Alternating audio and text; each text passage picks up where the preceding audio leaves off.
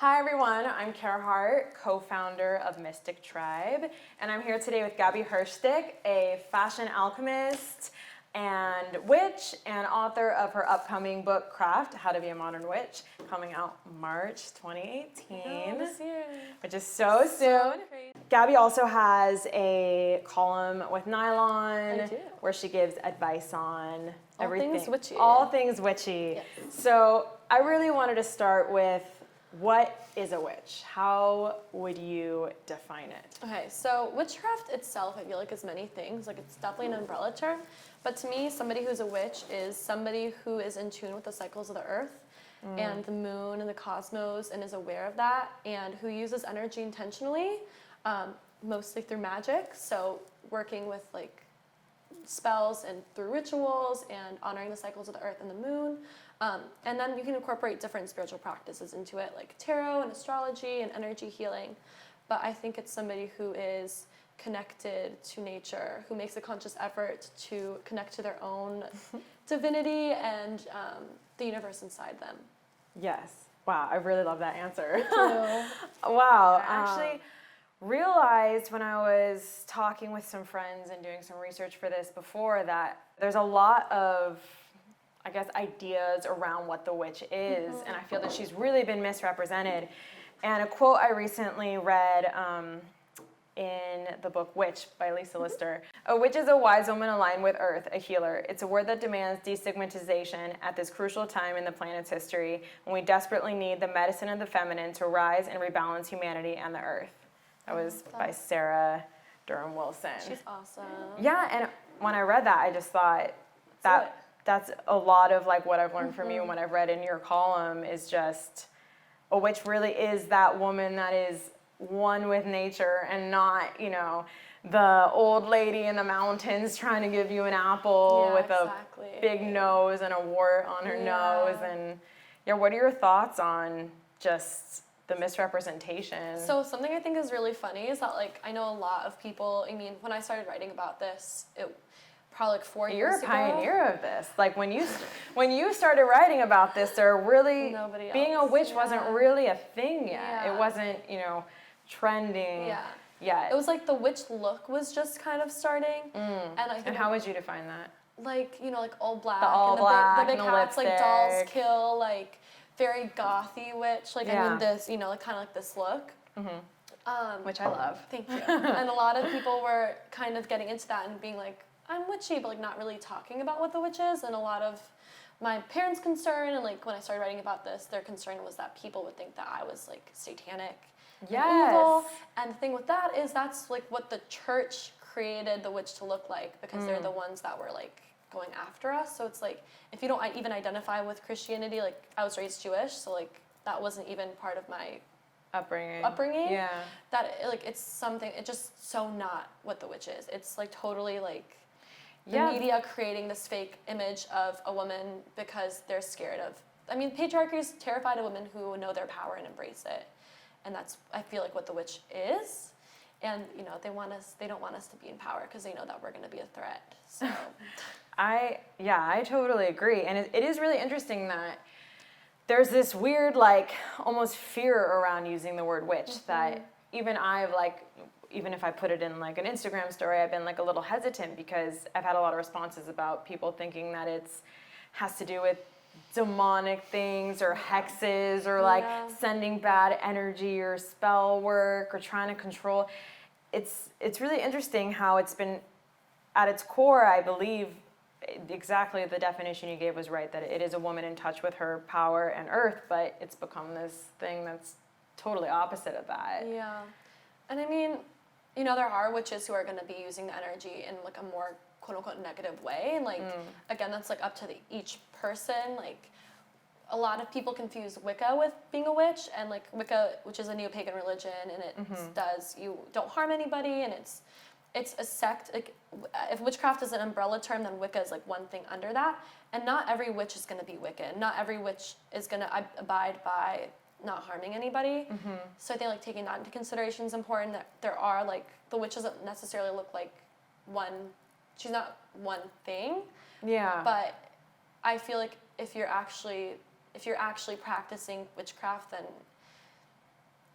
it's gonna be like you're in tune with your own power and your own energy. And I don't know. I feel like there Your are some, own inner magic, yeah, really. exactly. Yeah. And it's not gonna look the same for any two people. And that's something that I really stress. Like your practice with this and my practice don't look the same, but that doesn't mean that yours is worse or better than mine, or mine's worse or better than yours. And I think taking it from that perspective is very helpful as well when we're defining it, because there's like a mold, but it doesn't necessarily like turn out the same way each time, if that makes sense. I agree. I think that it really has to be with what resonates with you and what's going to empower you the most. And like with any subject that differs from person to person, but I think especially with this one, it's just, you know, being a witch could mean that you go sit in nature every single night, or it could mean that you light a candle and like say a prayer every morning. And, you know, everyone has such a different practice. So it's really interesting how broad it is. Exactly. And how many different sections there are. And it's not a religion either. Like it can be part of your religion, it can be a religion, but like at its core, it's just like a spiritual path. So like you can incorporate your own belief systems into it, and like they're not necessarily going to be mutually exclusive, which is really cool. So like, again, I was raised Jewish, and I never, for like a long time, I just distanced myself from that, and like now I'm starting to like learn about Kabbalah and like incorporate that into my practice, and like it's gonna look different, and your own beliefs have a place within this system, within this practice, which is really cool. Yeah, I really love that. And I also like, I think we touched on this a bit earlier, the idea of magic, I think is also very, especially like, you know, when you say magic, I think a lot of people think like Harry Potter or like casting spells. Getting what you want immediately. Yes, exactly. To me, like, I always looked at magic as being just like kind of a more ritualized way of manifesting. But I want to know, like, how do you define magic? I define magic as energy with intention and then paired with an action. So like, Oh, I like that. you know, like magic for me is using energy for a specific outcome and doing something to make the outcome happen. So like, a spell is a form of magic. It's like a more specific way of manifesting. A spell for me is like the action of magic, like the action of like even singing happy birthday to somebody or complimenting somebody is kind of spell work. Whereas like if magic, okay, I'm trying to think. Magic is like a more broad way of doing it, and there are like a lot of different things, but I really think it's manifesting for a specific outcome using like specific energies and having a specific intention that's woven throughout that. No, it's a lot. I mean, just talking magic and the rituals and spells, there's so much to go into. But I really like what you said about how magic really is spells. And I think that, like, I read recently, you know, it's called spelling for a reason. Like, our words have so much power. And I think that, like, spell work to me also is very similar to, like, what a mantra is, or even, like, chanting or any sort of, you know, our thoughts, our words, they carry so much weight. And I think, and it's, you know, it's even, you know, The Secret, like that book is just the whole idea of just being able to manifest your life through the power of your thoughts. And I really feel like, to me, that's what spells feel like. And I think, again, it has this weird, like, oh, spells, like spooky, like you're gonna like skin a frog and like throw it into a cauldron and cook it up. But, you know, I think it really goes with, I think they kind of all play into each other, I think. Yeah, so like so if a spell is like, usually you're going to use some kind of word or a charm, or you're going to be saying something, and that's kind of like what's carrying the energy.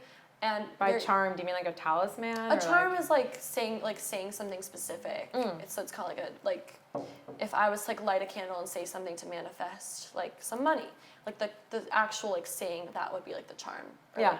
Okay. So like, a spell is like a way of creating magic and a way of manifesting something, either through using correspondences like herbs or tarot cards or crystals, or even specific colors paired with an intention, and then kind of throughout like using a ritual. But like rituals are an umbrella term that incorporates spells. So the way I kind of explain it is like, if a ritual is like a text you're sending to like the universe, sometimes you'll include a meme, sometimes you'll include like a link to something, but most of the time you're going to include words. The words are the spell. So like usually you're going to do a ritual, you're going to do a spell within like the context of a ritual, which can mean like setting up your space to raise that energy, but you're not always going to be doing a spell in a ritual, and not every ritual is going to have a spell. But they're both magic, so it's like kind of like magic is this umbrella term, and the ritual is this umbrella term, and the kind of spell sits somewhere like in the middle of it. I'd say if that makes sense. That does make sense. It's a lot to take in for sure, but Yeah. I think you explained it really well. Yeah, I think, you know, for people who aren't maybe aware of like what a ritual looks like, what is like an example that you could give of just like, I don't know. I know you have a lot of rituals that you do on the regular. You have a practice, and I know a lot of witches like to work with the tarot on a regular basis, or you know, working with crystals, or So like, what's like your so in the kind morning, of normal ritual? so like my daily ritual, if I'm being like good and I have enough time, be waking up, kind of stretching, and then I meditate when I wake up for like 10 minutes. I can, and then I'll see where the moon is. Like the moon influences our emotions and our subtle body and our energy, and more of like the divine feminine, like that kind of energy within us. And I just like to like know where she is, because that changes every 2.5 days. So I'll check that, and then I'll draw my daily tarot cards. I do that almost every morning, and then I have like an altar for Venus right now, and I've been lighting that in the morning and at night. And then depending on how I want to like look that day or what energy I'm feeling, I'll use my tarot card as inspiration. So that's like kind of like that's like a more fluid kind of ritual. Like it's like a daily ritual. But if I'm doing a ritual for like the full moon, let's say, I will cleanse my space using sage or palo santo, which are both herbs that help cleanse and clear energies from a space, because your energy can kind of like get stuck. And make way for new, and then I'll cast a circle, and a circle is a meeting point between worlds, because when you do a ritual or magic of any kind, usually you kind of go into like, you're not fully there, it's more of like being in this like weird trancey state, like if you're really like a meditative state. Exactly, it's kind of that same energy. And a circle not only it's pretty much like, I imagine it's like literally like a sphere protecting you, like you're like in a sphere, and it's not only keeps like any energy, unwanted energy out, but it'll keep the energy you're raising for your ritual or spell in.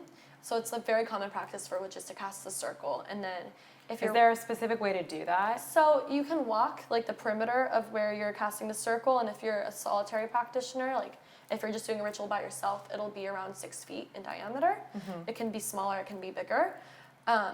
So like for like a long time, I literally just like walked over my bed, because that's where I do my rituals. But now I imagine like a sphere, like energy moving out of my heart space and creating a sphere around me. So I visualize it.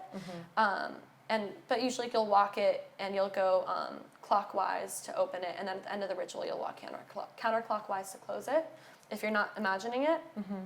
So like I'll cleanse my space, I'll cast a circle, and then if I'm working with the elements, I'll invite each element in, so earth, air, fire, water, and then I'll either do some kind of like a spell, if I'm doing a spell, or if I'm doing divination, I'll do divination.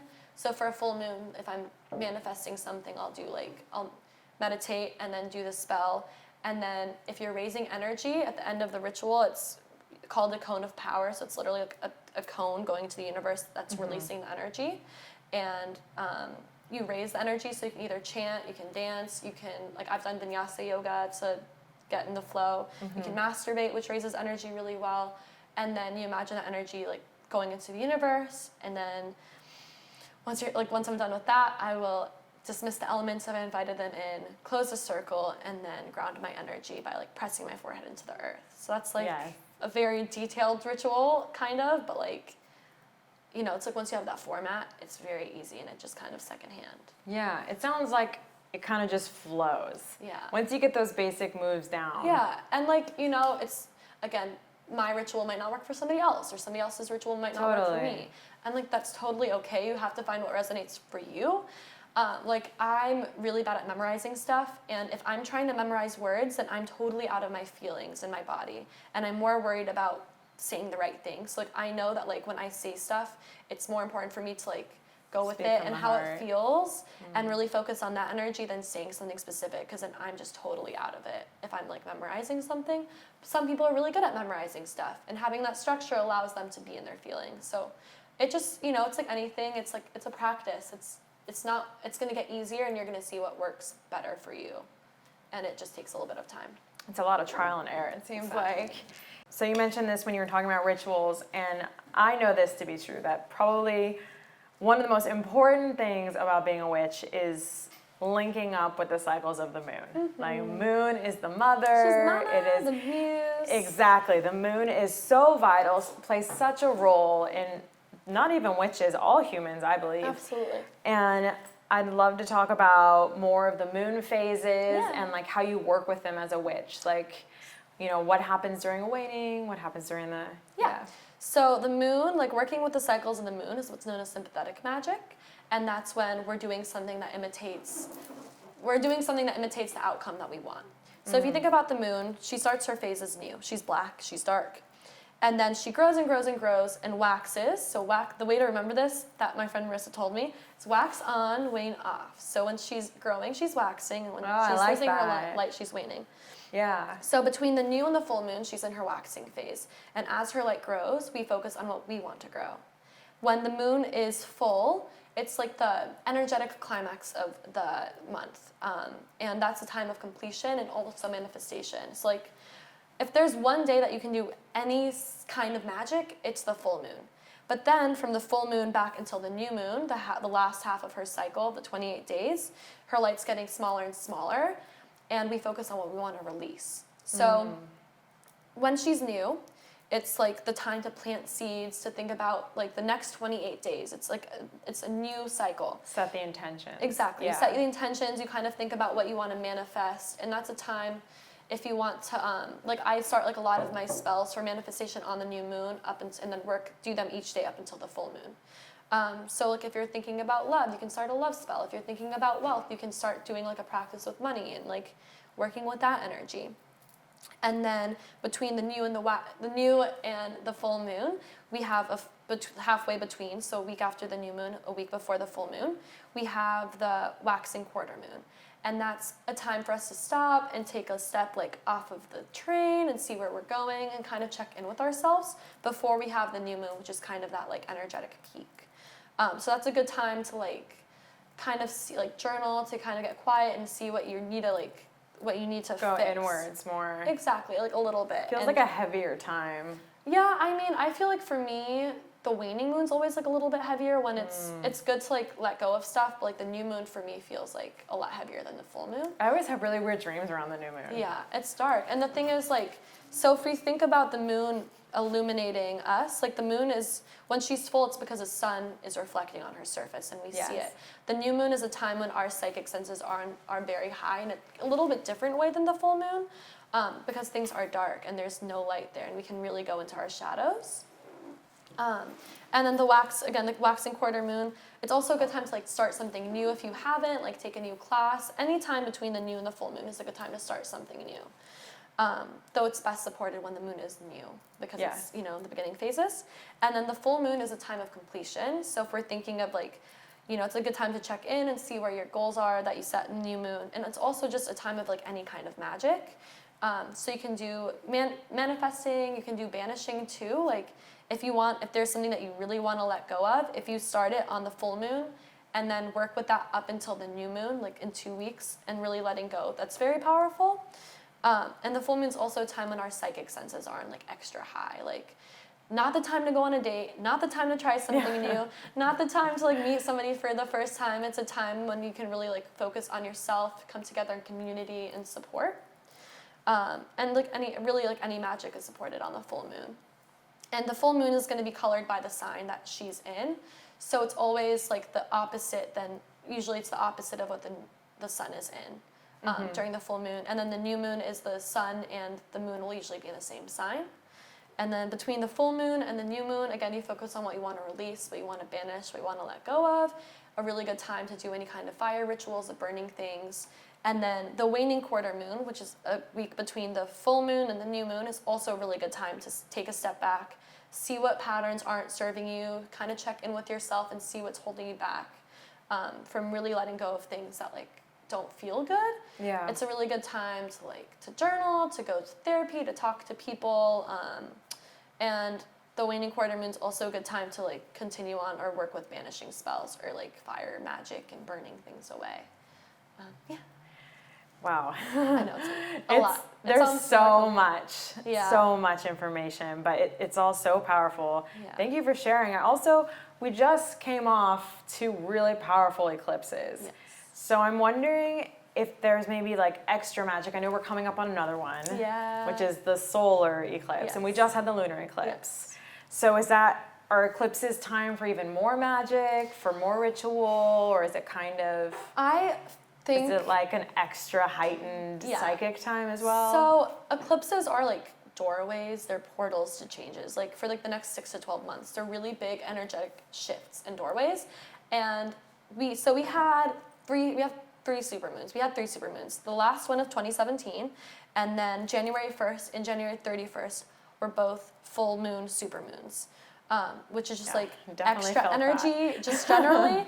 And then the last one was also an eclipse. So my recommendation with eclipses is like to either do magic the day before or the day after, just because the energy is so intense that it's like It's there's hard to just do a things lot. on the day of. Yeah, it can get kind of chaotic.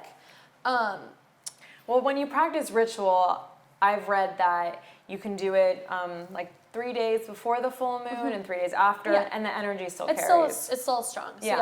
I As long love as you're the 3 around. Exactly. So yeah, like you can do 3 days before, 3 days after. And also if you're like for the full moon, if you're manifesting, I would do it 3 days before. Yeah. If you're banishing, I would do it 3 days after, like keeping that in mind. But really like that's like a cosmic window that you have that's like still gonna be very potent.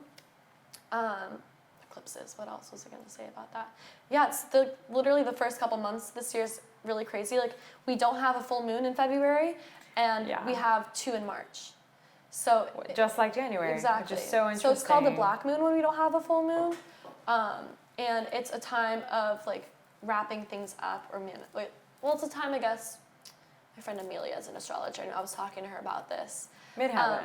Yeah, she's Yeah, amazing. yeah. So yeah, since we don't have a full moon, like we can really use this month to manifest because there's not really like that cycle of completion. Like the full moon isn't there, so it's a time of like the black moon, like the dark moon, the new moon, kind of similar energy where we can really focus on manifesting. And then the 15th of the month is the new moon, so that's a good time to like check in and see how you're feeling and see what you want to manifest before March's double full moons. It's a little crazy right now, so. Yeah, definitely seems like a very crazy time. I mean, Yeah. I've definitely been feeling it, that's for sure. And so I think you mentioned during rituals, especially around the eclipses and the moons, that you sometimes will place tarot cards on your altar. And, you know, I sort of want to get more into what an altar is. Yeah. Like, what does that look like? Because I've talked to a lot of people about it, and, you know, some people think like, oh, I need to go and buy all these things. And to me, it sort of feels like this sacred space where you put just things that are important to Yeah. you, you know? And your altar is amazing. Thank you. It's beautiful. Thank you. Every time I come to your apartment, I'm blown away, especially the hanging flowers. But yeah, how would you describe an altar? I describe an altar as like the energetic focal point of a room or the place that you work your magic. So that you set up I like spells that. you'll have like candles going or like your intention. It's like the nucleus of your sacred space. So like usually like your altar is going to be, you can have multiple altars and they don't necessarily have to be working altars. A working altar is somewhere where you're actually going to have like a spell or you're going to set up the spell or have your magic going. You can have an altar as in honor of the moon, in honor of a deity, in honor of your ancestors. It's just a way to honor something, even if it's your magic, if it's yourself, or it's your family.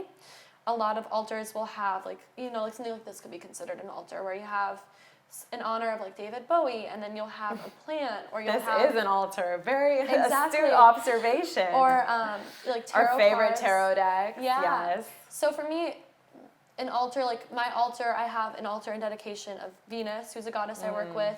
I have a couple spells going. And Venus is the goddess of love. She's the goddess of love and sex and beauty. Fun fact, one of the big differences between Venus, who's a Roman goddess, and Aphrodite was that Venus also protects and rules over sex workers. Oh, Fun fact. I didn't know that. Yeah. And she also has to do with the ocean, right? Yeah, so she was water? born. She's from always the depicted. Yeah, she was in- born. It said she was born from the sea foam. Mm. Born from like a clamshell or I think a clamshell. I don't remember the word. Giant shell. So like you can have an altar in dedication of like your ancestors. So like my mom's from Mexico and grew up from like the Mexican Jewish community, and like in Mexico people celebrate Dia de los Muertos, which is Day of the Dead, and they dedicate altars to their ancestors who have passed away. Your altar, my suggestions for creating an altar is to find like one thing that you have that really resonates with you. So it can be anything from like a really beautiful candle or crystal or flower to something that your family gave you to like a beautiful tarot card, and kind of using that as a focal point, and then adding things that have meaning to you or that are in dedication of the purpose of your altar. So like if you don't necessarily know where to start, you can think of something that you want to honor in your spiritual practice. So like you can make an altar to the full moon and then put white roses and white candles and like different themes. Yeah, like a moon card, or like print that out and like. Or I hear a lot of people also like to put, something from each of the elements on their altar. Yeah, so it's like a way to create balance and connect you to the earth. So like I started having like, I'm really bad at keeping plants alive. So like I don't even do that. But like having like fresh flowers for Venus, and then having like a crystal and having some Palo Santo or sage for the earth, and then having like obviously fire can be candles and air can be the smoke, and it's going to look different for everybody, but your altar is like something that when you see should make you feel connected to yourself and to your magic. I think that's like more than anything, it should be something like somewhere that you can go and that you can tap into that and connect with your intuition, and either perform your magic or at least connect with it in some way. Yeah, a way to connect deeper with your real authentic self. Yeah. Yeah, even on my altar I have this little, I don't even know what you call it. It's like a Russian doll. You know how you open them? Yeah, like little babushka dolls that I used to play with when I was a little girl that my grandpa had. Oh, my grandma gave me some too. Yeah, when he passed, he left it to me, and it's been with me every time I've moved, and that's on my altar, and it just like reminds me to like connect to my inner child and not to take life so seriously, and I just think it's so important to have just like those trinkets from your life that really make that difference. Like, it doesn't always have to be like you don't have to spend a cauldron. Yeah. Not that I mean, clearly I love cauldrons, but I think it's important that it's really personal to each person. Yeah, like having little talismans or like things that remind you of like your heart and yourself, or like somebody you love. Like and you can goddesses. like goddesses. Like if you work with Isis. any like deities or archetypes or angels, you can have something in honor of them or something that represents them. But yeah, like I love having like little things that I've like gotten when I've traveled, or that my family's given to me, or that's been passed down, or like a pressed penny from somewhere that you really loved going to. Like those always resonate so much. Exactly. So you can have those on your altar too. And like just like witchcraft, your altar is gonna look different. But if you look like, I think like witches of Instagram, like that hashtag, or like I'm sure like hashtag like witch altar or something. Yeah, hashtag altar. Yeah, there's so many, you can just kind of get idea, but like we naturally kind of create these sacred spaces for ourselves anyway. Exactly. And it's just a way of doing it more intentionally. And you can cleanse it and like use like sage and Palo Santo, and like when you're like dedicating your altar or like erecting your altar, you can ask for any guides or angels or masters or beings that you work with to bless it, and like whatever you're calling in, you can talk to them about it. So there's a lot of different ways to create it, and then you can even put that like in a ritual to dedicate it, Yeah. There's a lot. And when you are working with your altar, and even with your ritual work, how important is it to you to do it alone versus actually being in a coven? And what are your thoughts on being in a coven? Because I know some people are kind of like, well, you're not a true witch if you're not in what someone would call a quote official coven. Initiated into a coven. And I think we both have really strong opinions about this. So I'd love to hear your thoughts on like, creating magic with your coven versus alone, and what do you think? So I don't think they have to be initiated into like a lineage Agreed. or a coven to be a real witch. that to me just feels classist and almost like ableist. It's a little excluding, I feel. Totally it's just like is. if someone, to me, like being a witch is like you want to connect more with your intuition, you want to better yourself through, you know, ritual work, which is and manifestations and all these things, and it's like to deny someone that, It's just like I grew up in the Deep South. I grew up in Johns Creek, Georgia, 45 minutes north of Atlanta, and like there was one witch store, like a really amazing metaphysical store, but like when I was 11, I couldn't drive there. I wasn't a member of a coven. Like even up until like, you know, I came on this path when I was like 11 or 12, like, and I had a self-initiation, which for me was important as a way for me to like mark my true beginning on this path. But like, I didn't have a coven. That was not available to me, and it wasn't something that I could access. And like, I think that's the only way you can be a witch. For me, just feels like icky. Like, my practice up until like the past year and a half has been mainly solitary, where I've done my rituals by myself, I've done my magical work by myself, and like still to this day, most of the work I do is alone. But like, I have a group of women that I can come to, that I work with during the full moons and new moons, and like, I really wanted that when I was younger, and like it just wasn't something that I had access to. And like, if you're not living in like the coasts and you're living like in like the middle of the US, you're not gonna have access to a coven. Like doesn't mean you're not a witch. And again, like if you like structure, if you really like working and like learning, typically covens take a year and a day to be initiated to, and they're a lot of work, and that totally might be your fit. But you also might want to have something like a little bit more fluid, so like people you come together with every full moon, or like a friend that you can practice like different rituals with or do shamanic journeys with. Like, I think it really just depends on the person and what you want. Like, as an introvert, even though I've like resisted being an introvert my whole life, and I'm finally realizing I'm an introvert, like you can be introverted, extroverted. Exactly, I'm definitely both. Yeah, but, like, because you're very like social, bright. Yeah, when you get into the crowd, you can, you know. Thank you. But yeah, you need that alone time to recharge. Exactly, and for me, like that's a big part of my practice. It's like going inward to myself, and like I need to be alone to do that. Like I need to be alone to really like have that strong foundation, so that when I'm with my coven, that like I can bring my fullest self. So I think it really depends. I don't think you need to be initiated into a coven to be a real witch.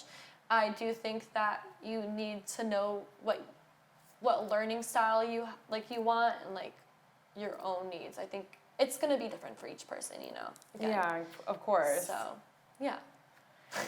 Yeah, I like couldn't agree more with you. I think, you know, you don't need a coven, you don't need to be official. And I also think it's important to explore what it is to be a witch before you even think to take a step to like search for an official coven where you're actually, you know, about to dedicate over a year of your life and more to it. There's so many different like traditions and lineages, and like, and some of them are ancient. Some of them are ancient. And also I think like some, you know, I obviously believe in reincarnation and past lives, and it's like if you carry that energy of working with the elements and being a witch from many past lives, who's to say that you didn't come into this incarnation with those same gifts? Yeah, you know, the whole official initiation thing, I respect it, but I personally don't think. And like your practice, like I don't have the same practice as I did 10 years ago when I started on this path, you know? Like, no, you've evolved. Exactly. So I think that there's a lot of factors, but I really do. I think that it is really, really special to have a community surrounding you when you're practicing this, even if it's not necessarily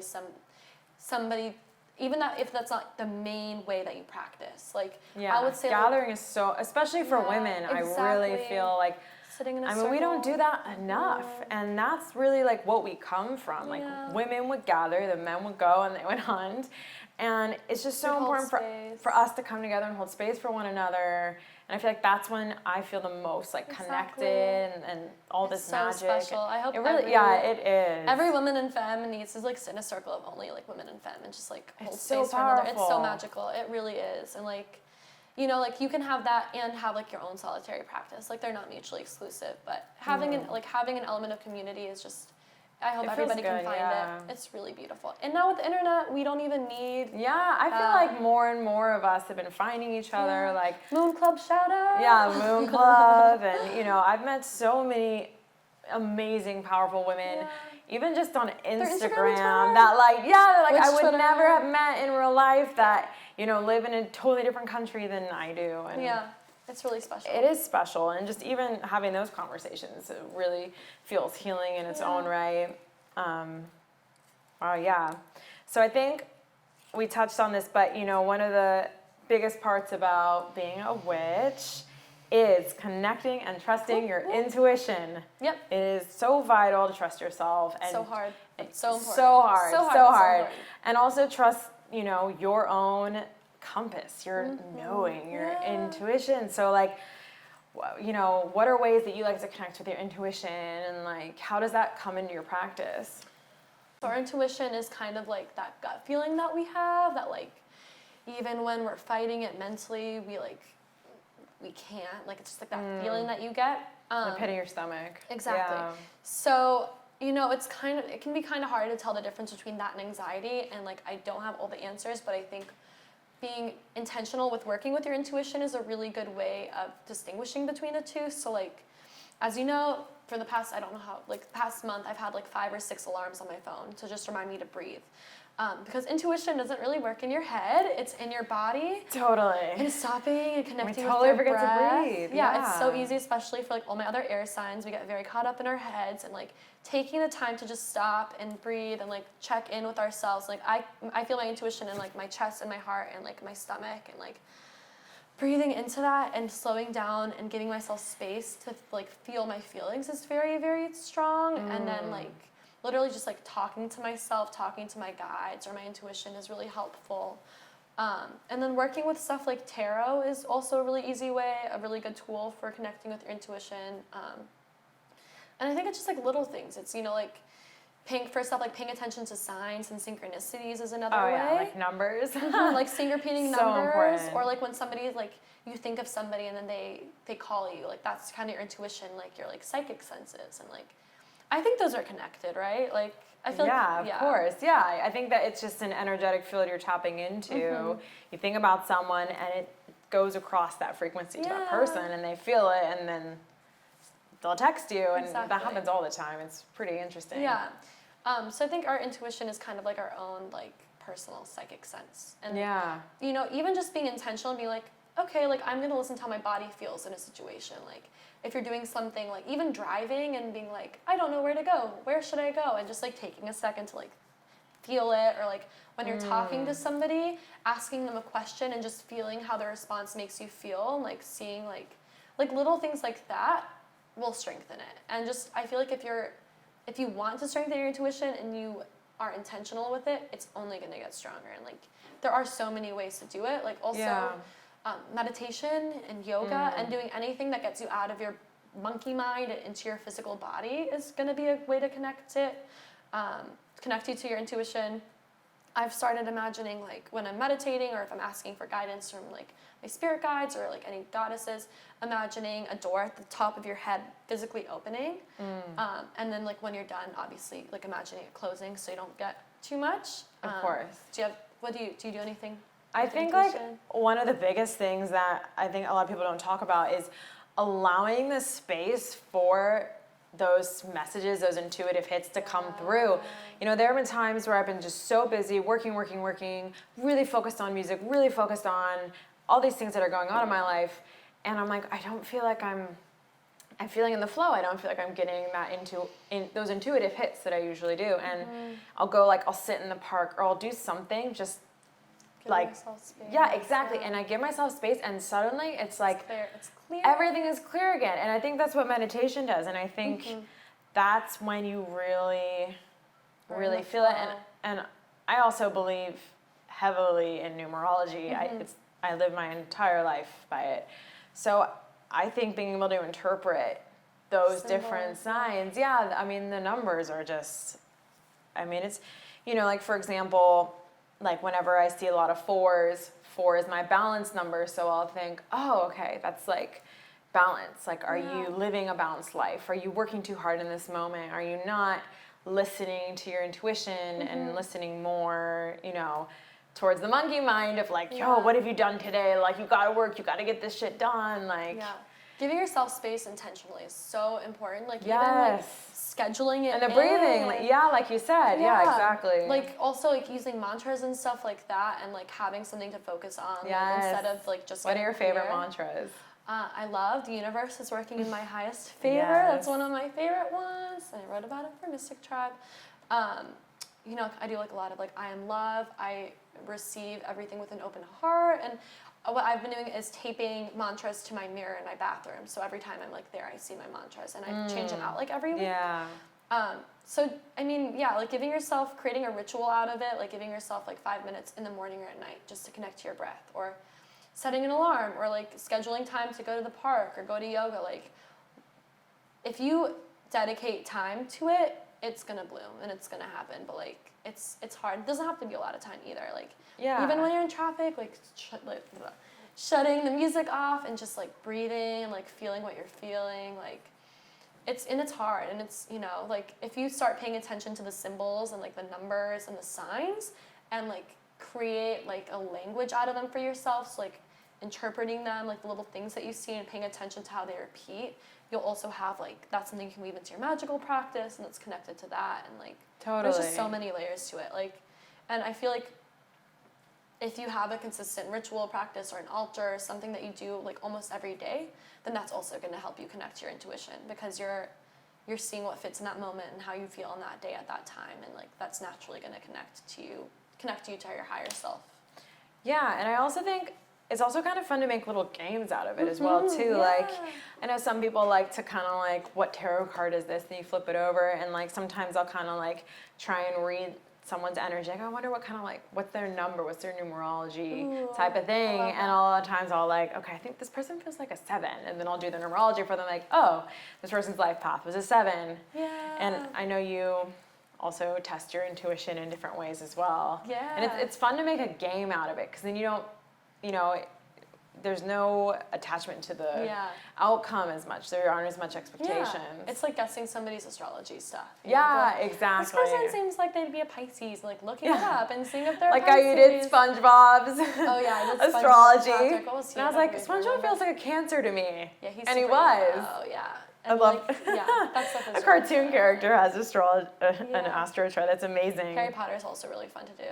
Yeah. Oh, I haven't even thought about Luna that. Lovegood's an Aquarius. I love Harry I feel Potter. Like she's a Pisces rising though. Speaking of one of my favorite books of all time, book series of all time, I I want to know more about craft and like what am I going to learn in this book? Like, what is it? I know it's, you know, how to be a modern witch, but like, so what does it mean to you?